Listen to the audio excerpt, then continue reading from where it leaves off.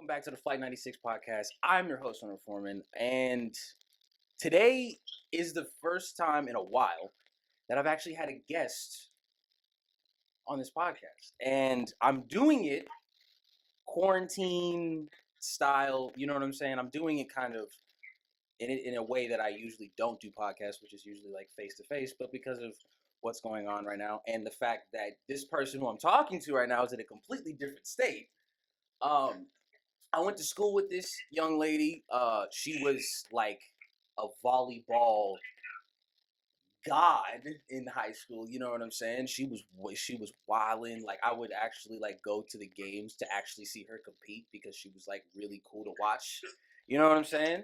And she's a very cool person. She was always very nice.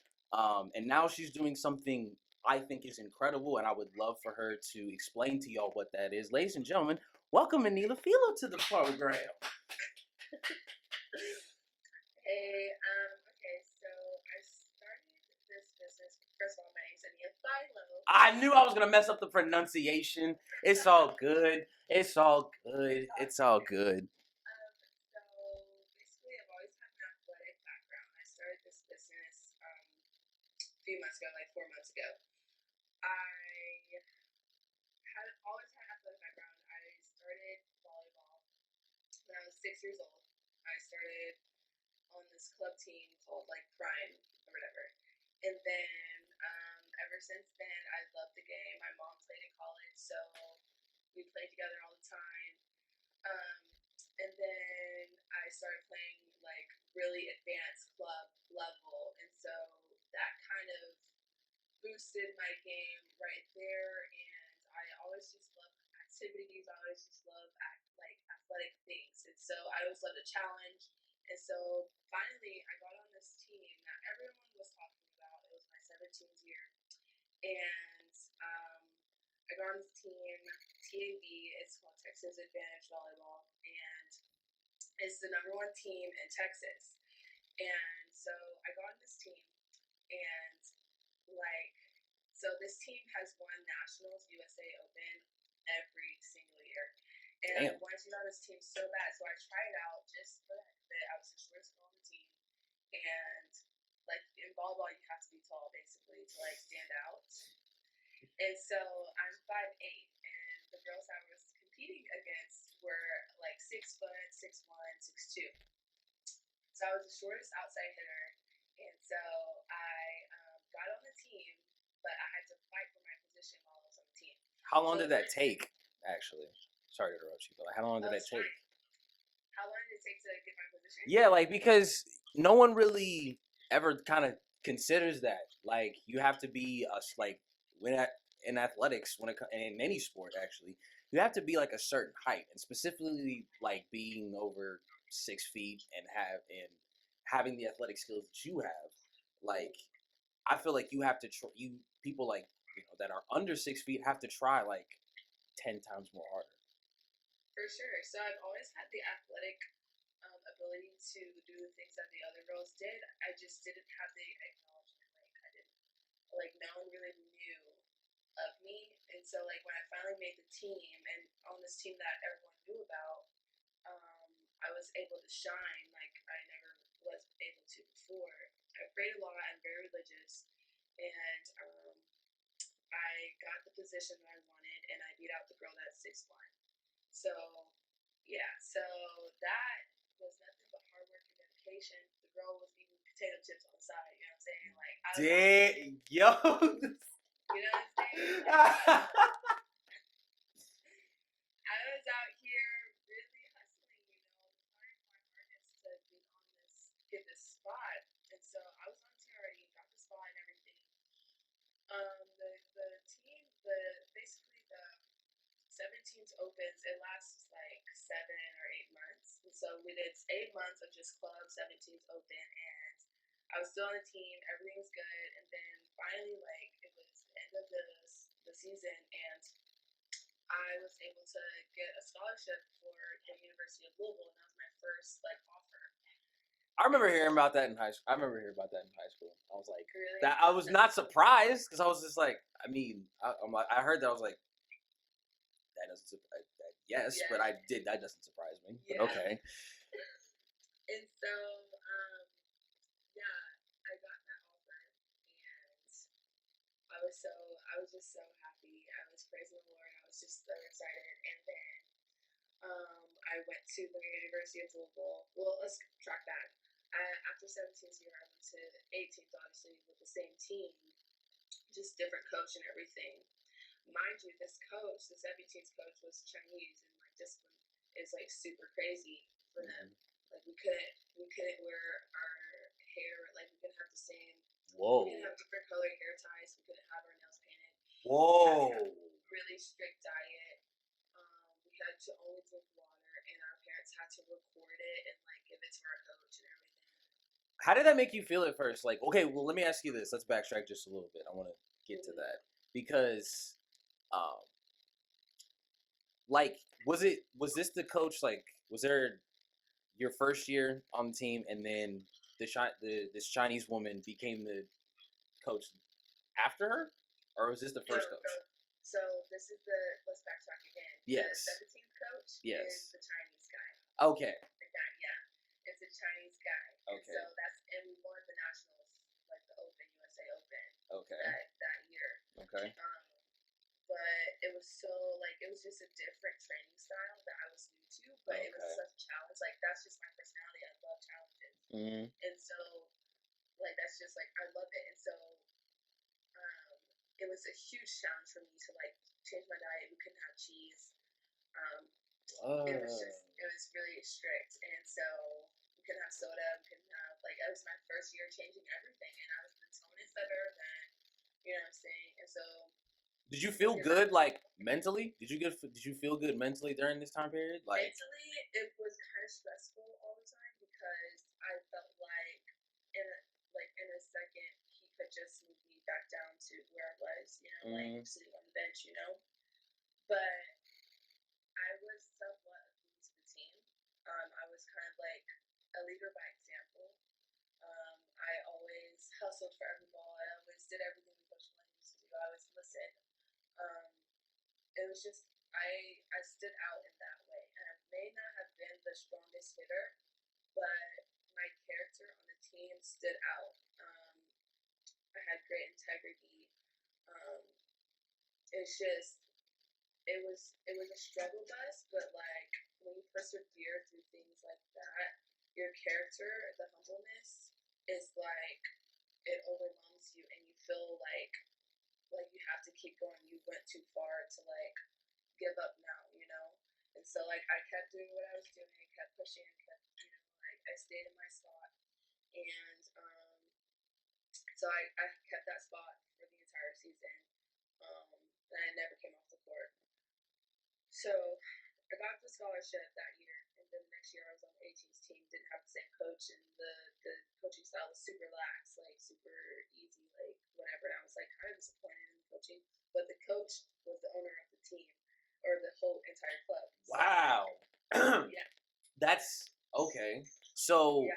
that reminds me because I think I kind of compare basketball and volleyball. I think they're very similar sometimes, especially when it comes to like the work ethic and like the training.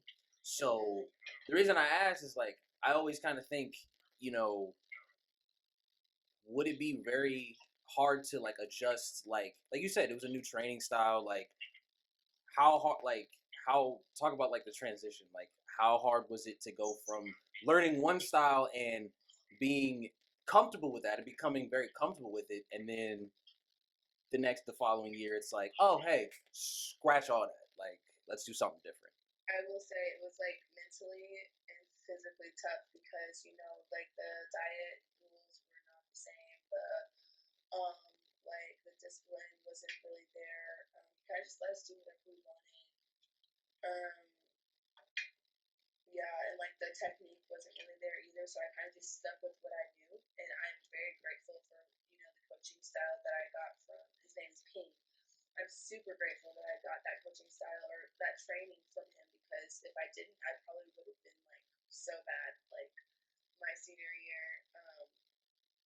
But I was already on the Louisville team. I already committed to them, so like it was fine and everything. shooting. I didn't need to really worry about a scholarship or worrying about my training or technique or anything. I already had that down. But when I got to Louisville, I had to go through the same thing again as I did with the Chinese coach. Okay. And so when I got to Louisville, there's a girl. She was like my height as well, but she there's thing in volleyball, like you have to have ball control, and you have to you have to have good like serve receive. You have to pass the ball well. And so this girl, she didn't pass the ball well, but she was a great hitter. And so in volleyball, you have to be able to hit the ball and pass and play defense. You have to basically like do everything. And she didn't. She missed those two things. And so when I got there, she wanted to make me a libero first, and I was like, that's not my position. Like I didn't sign up for this. And so like I tried so hard to get the outside position and beat that girl out, and I did. And it took me a month to do that. And so I beat the girl out. I never came off the court again. I started as a freshman, and then I had to go through another year of adversity, like or hardship with this team. So this Louisville team, they were very just so. I don't want to talk so bad about them because that's not my character. Well, okay, because that's not what I'm about. But did Yeah. you learn?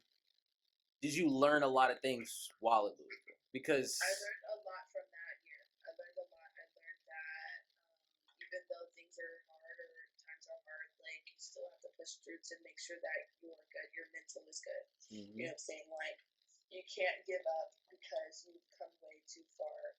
Like to give up now. You know what I'm saying? Like all those times that I cried to my mom talking about I wanted a scholarship and finally I get a scholarship and then I quit. No. Like you come way too far, especially being undersized in the sport of volleyball. It's like a Rocky Balboa kind of story. You know what I'm saying? Like you kind of were people, you were kind of counted out, and then you just kind of be like, hey, nah, I'm good like everybody else. Like it's right. like right. and there's a lot. I've seen a lot of stories like that, and they always are. While it's kind of the same, narrative, each of those specific stories that I've heard has always been different, and yours just adds to the collection because it's like, people would think, oh, she was just really good at volleyball, so she just kind of, she was kind of handed stuff. No, it's not like that. Like I've seen, I remember, y'all just, at least what I remember going to the volleyball games, y'all were really good.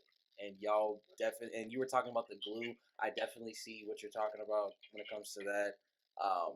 But I was just kind of was like, yeah, she's gonna be like really good in volleyball and like go to the Olympics and all that good stuff. Like that was my thing, and I just was kind of like, damn, like go and kneel, like you know what I'm saying. So, but I want to kind of, I didn't mean to cut you off a little bit, but like I want to kind of skip ahead a little bit. I heard that you were going to Louisville, and then all of a sudden I see you at Baylor. So it's a Baylor. I transferred from Louisville to Baylor. What was that like? Baylor was honestly like so. It was just an amazing experience. When I got there, it's like my life turned upside down. The girls on the team were so welcoming and so nice, and the people there. It's a Christian school, so like a lot of people there are Christian, and like that kind of opened my eyes to like a new world. Like I didn't know like there were so many like people like me, like around me, and so when I get to Baylor, they had multiple Bible studies, multiple FCA like meetings, multiple things, and like the athletes. There's like a great athlete like atmosphere and hospitality for the athletes, and they just treat the athletes so well, and so it was just an amazing experience. The games there, we had over like 1,000 people come every game, so like it was really nice to have that audience there, and like the boosters were so nice and personal with us. They were very personable people. Like they would always come up to us after the game. Some boosters were just like, well, fund the team and like move on or whatever. But at Baylor University, the boosters really take care of the girls and the guys. They really make sure that everyone is good, that they have the uniforms, that they have everything that they need. And I really honestly appreciate the boosters and everything that they did for us. And the coaching style there was honestly incredible because it wasn't just like, oh, you got to work hard to get what you want.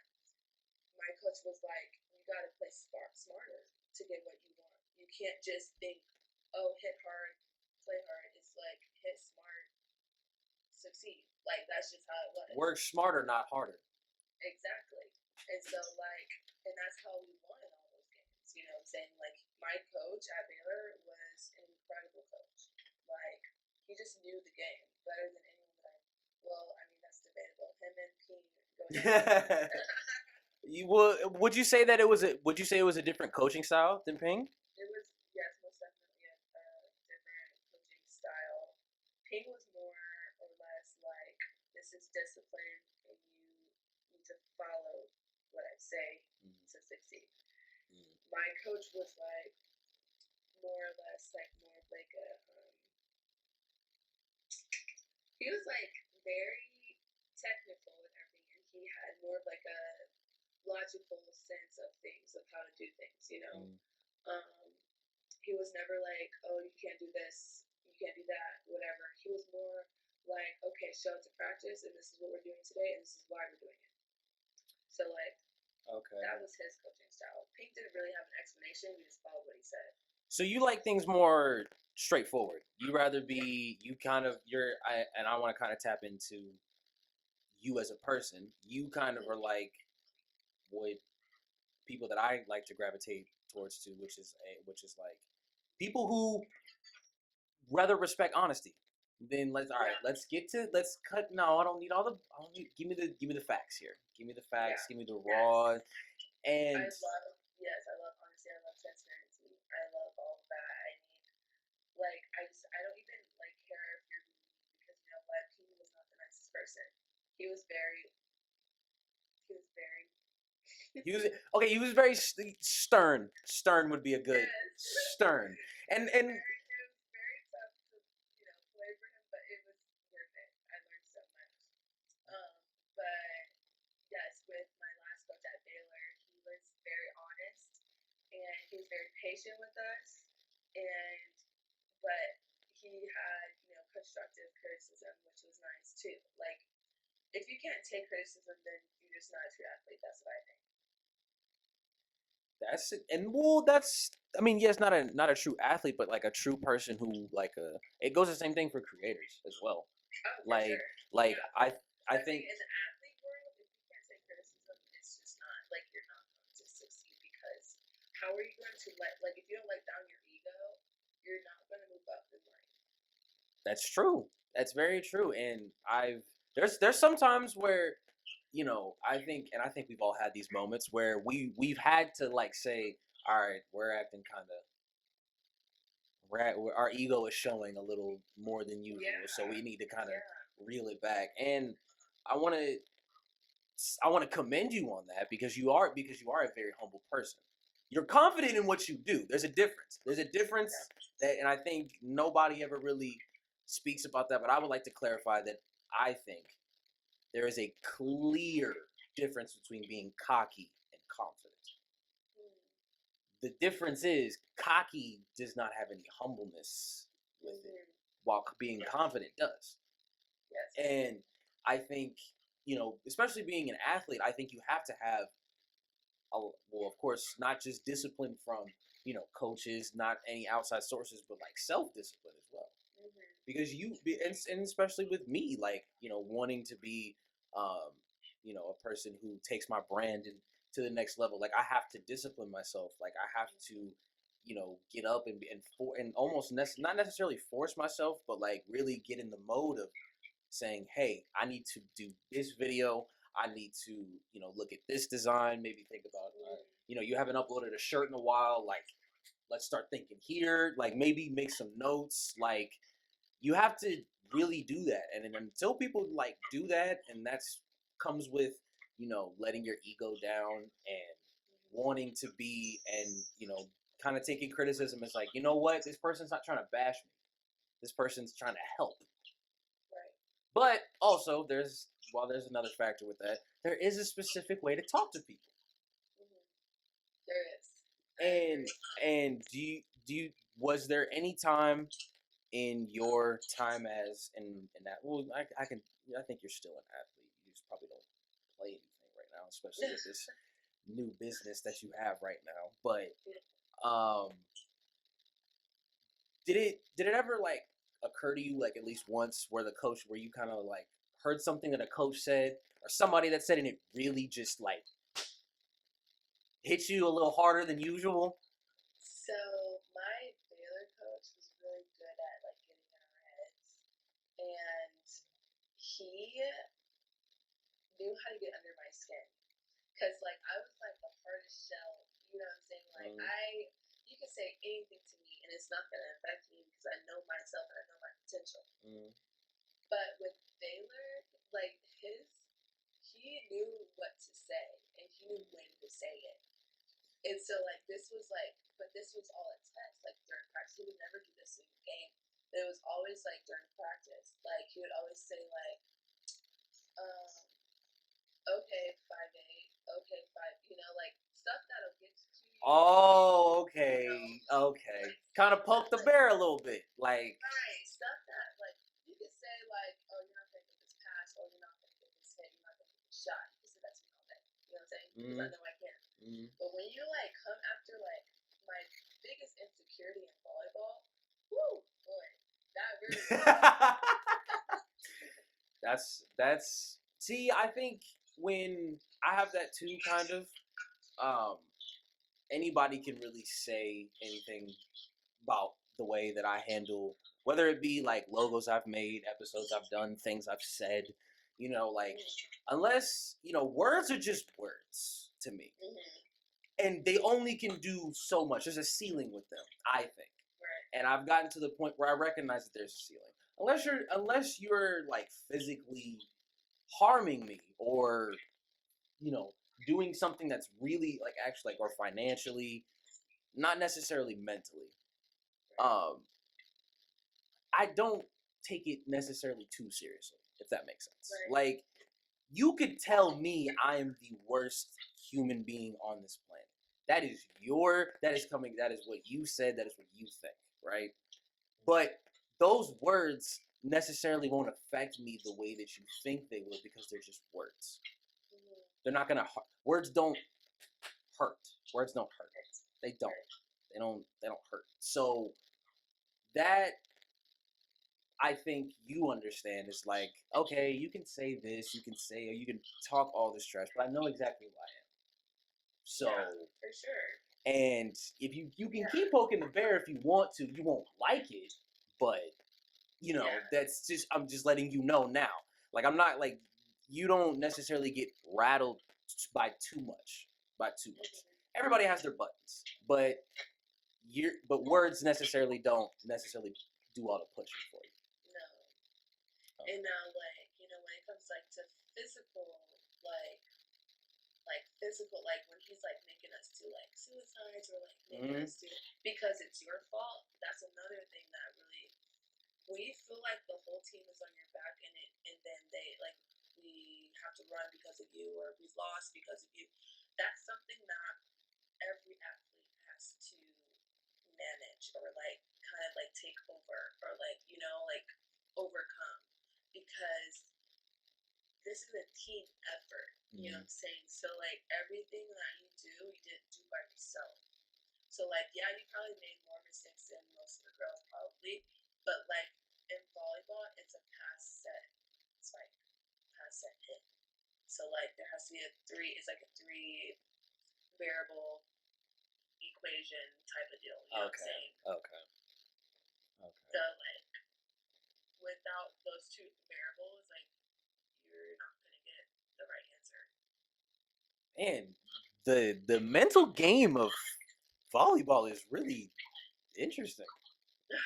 Like, for real. Like, I mean, I understand. I knew, because I played basketball up until my high school, like until freshman year, and I learned like a lot, especially that basketball is definitely more of a mental game than people think it is, and so I could kind of attest to that. Like it's you have to know what you're getting yourself into, B, know how good you are, and C, always know that there's room for improvement. Right. Once you have those three things down, and you have that self discipline, you can turn out like Aniah, people. You can turn out like Aniah. You can put your head down. You can work real hard, and now you have your own personal training business. Talk to us about that. So I started this business 4 or 5 months ago. I basically started out with one client that I have. I still have her as a client. It's Raina, and I've been with her for months, like 2 or 3 months now. Wow. And she is the hardest working person I know. She has 5 kids, and Wow. she has 2 sets of twins. Wow. So you can only imagine the dedication she has towards herself. And so I remember talking to her from the jump, and she was like, "Hey, can you train me?" She was my DMs and said, "Can you train me?" I was like, "Well, I'm not necessarily a personal trainer, but I do workouts. I could teach you some things." She was like, "No, I need you by my side. I need you like there and showing me how to do it." And I was like, "Okay, that's fine." So we did like the first like training like workout session together or whatever, and she was like, "Wow, I really like your coaching style. I think like you should really look into like training other people." And I was like, "Really?" And she was like, "Yes, like you just bring this light, about you. Like it's this light about you that makes me feel like I should keep going, like that I should keep going, I shouldn't stop." And she was like, "Is there something like in your life, that you can relate to?" And that's when I came back to volleyball. It's like, like I've been through so many hardships and I just couldn't ever give up because my career depended on it. And so like when I told her, I said, you're thinking about you, and so what your goals are, they depend on you. You know what I'm saying? Like everything that you want depends on you. You're not gonna get it by just sitting down and thinking about it. You have to get up and do it. And she was like, "Yeah, so like I really think you should get into this business. Like I think you would do really well." And so I started doing that, and I started training her, and then she referred me to like a few other people, and so now I'm training like two other girls. So and now I'm also doing group trainings on the weekends every Saturday. So Wow. Yeah, so it's actually really fun. I bring water for the girls. I actually bring a speaker to play music, and I'm starting to actually um, incorporate like prayer before we actually do every session, because I think prayer is super important. It inspires you, it uplifts you, it makes you feel like motivated to like glorify the Lord in everything you do. And so I decided to do that from now on. But yeah, this is super fun, and I have a lot more to do with it. It's just the beginning, and I'm super excited for the journey ahead. That's amazing. Wow. I'm blown away because it's like you rarely get to meet people or just actually get to know people um, who kind of believe in kind of the same beliefs as you do. You know what I'm saying? I believe I'm a glass half full kind of person, which I think you are as well. You kind of look at things more on the good side rather than the bad side, and and I think you've of course probably adapted to doing this when you train people. You like to look at you want to take their strengths and amplify them up so much that their weaknesses doesn't matter. Yeah. And For sure. and like if you could like kind of walk us through like what would it be like to kind of like what would it be like to be trained by you? So what would it be like to be trained? That's a good question. What's that for? I guess, I mean, if you were to ask my clients right now, I think that they would say that I'm very reliable, I'm very loyal, I've worked with them. Like when it comes to budget, I've worked with them too. My communication skills are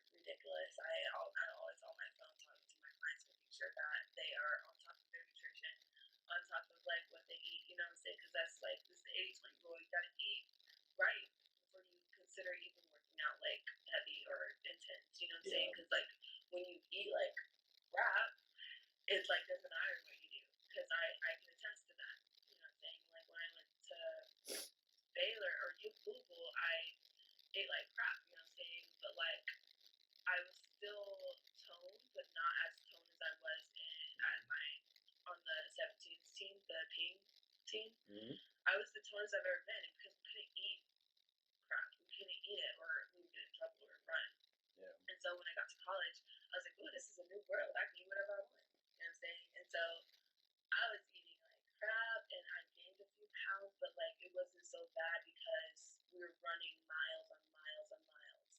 But like people nowadays, like the people I train, we're not gonna run miles. They're like older girls. So like we're not gonna run miles. So nutrition is very important to talk about it. Like I as a person who does eat like crap and actually wants to like make some sort of like change to my eating habits, like what would you tell somebody like right now who comes up to you and says, well, like I'm doing right now, and saying, Aniah, I'm eating like crap. Do you have any suggestions?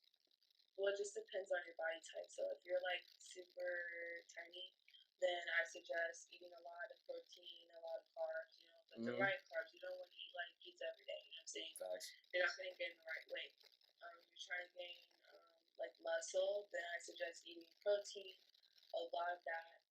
I've heard that the carnivore diet is really good.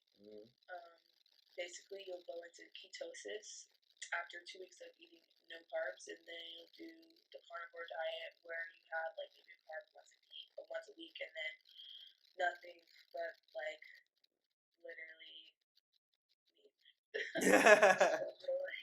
you'll like gain hella weight, but yeah, that I think will be beneficial. Protein for gaining, and also carbs. For losing weight, I think eating clean as possible is 100% the way. So, and not eating as many carbs as you usually do. So, like, people think to, like, eat, at breakfast, toast and pancakes and whatnot. You can have toast, with avocado, with natural fats. But, like, when you get to lunch, like, don't have rice in the Chipotle bowl right up. You know what I'm saying? Like, and then when you get to dinner, also like everyone always thinks that you have to have rice for dinner with like every meal. No. So like that's like right there, 3 meals with carbs in it, and that's what people like have this misconception of like eating healthy, like which is eating like brown rice or something, and thinking that I'm eating brown rice and I'm losing weight. No, like a carb is a carb. You have to understand just because it says brown rice doesn't mean that you're gonna lose weight. You have to like portion everything. You have to make sure you're eating things at the right time. So like eating heavy like carbs in the morning will be way more beneficial than eating them at night because you're honestly like losing the calories during the day because you're active. And so at night you'll have like your protein, your vegetables or whatever because you're at rest. So like the calories are burning slower. So that's my suggestion. That's good. And also, well, my problem is like the amount is the amount. Like I've learned that like okay, cool. Like if I want to like gain weight and stop feeling so skinny and everything, and also like it's not like it's also not like presentable and like feeling a certain way. Like well, it's feeling a certain way. That's the point I was about to make. But like I also like your skin will start to look better. You know what I'm saying? Like you'll like hair will look better. You know what I'm saying? Everything will kind of like you won't feel like achy or like greasy. You know what I'm saying? Yeah, Reggie, like just slouchy. Like it's just like literally, it's crazy how much like how beneficial it is to eat healthy, even if you are skinny, thinking that like you're gonna just like gain weight, by just eating crap. No, like it's a slippery slope when you eat really bad. Yes. You know what I'm saying? Yeah. Like eating like really bad is really bad for your skin, really bad for your digestive system. You have to eliminate the waste somehow, so you gotta do a detox. You know what I'm saying? So like, there's so many things that'll help you. You just gotta get up and do it. Facts. That's the moral of this episode. Is just literally just get up and do it. That's all you have to do. You can talk as much as you want about doing something. Where it starts to make a change and where it starts to like really affect what you want in life, it's when you actually just get up and do it. That's all. It's just like, how many times did you tell your friend like, oh yeah, I'm thinking about starting this business, you know, and how many times it's been like 3 months, right? You've been telling your friends you're gonna start this business. Where's the business plan? Facts. No, you just have to just no one's gonna like come to you and make you do what you want to do. The only person that controls you and your future and everything is you. Everything the people like to say that my outlook on life seems very simple, but it's harder than it sounds. And I'm like, well, I like to say life isn't hard, people make it hard. Yeah. And it's just life is easy, but people make it hard because everybody, just like you, just like anybody who's listening, just like anybody has the same opportunities as we do. Yes. To wake up and you have 24 hours to do whatever you want to do. To do whatever you want. And it's up to you to make those 24 hours beneficial, and also make sure you make it to the next 24 hours, and so on and so forth. Exactly. So, is there any words of wisdom, any positive comments that you would like to give to not only my viewers, but probably some, when this comes out, some of yours who actually see and watch this, to like any positivity you want to shed on, like especially during these type of times, like, and just any type of motivation to somebody who a personal trainer or somebody who literally's job is to motivate somebody to do something. Is there any kind words that you would like to say to anyone? I think if you're watching this, you're probably like just looking at this video and you're probably thinking like, you know what, I should get up and do what I need to do to get better and be successful in my life. You're thinking that right now, but when are you gonna actually do it? Get up tomorrow. I want you to get up and I want you to run. Just run as fast as you can to whatever your dreams are. Run as fast as you can. Don't look back. Don't stop. Just go. Just go. Just go. Don't look back. And just go. Don't look back, because when you look back, that is nothing but your downfall. Yes. Right there. Get off the couch. Get up and just do it. Just like Nike says. Facts. As we bring it back to full circle, well, Aniah, I really appreciate you coming on the podcast and not only saying, giving us these kind words to end this, what I think has been a great episode, but to shed light on, personal trainers, because of course you're in California, you're in one of the lands across this nation of opportunity, and it's a bigger population in Texas, so you may still kind of not get the recognition of it might take a little bit slower, but like, as from a person who personally knows you, keep going, like, for real. You have your old friends down in Texas that are some that are still rooting for you, so keep going. Thank you. Any dollars for that I can get it. You know what I'm saying? Where can everybody follow you on all social media platforms? Okay, so I have an Instagram and I have a Facebook, but it's my personal. Mm-hmm. So my Facebook is just Aniah Philo, and then my Instagram is apstrength.ca. So CA for California. Okay. My website is apstrength.com. Okay. And I don't have Twitter. I don't really get on Twitter, but I probably should. It's apparently the talk of the town. Twitter's a very has became a very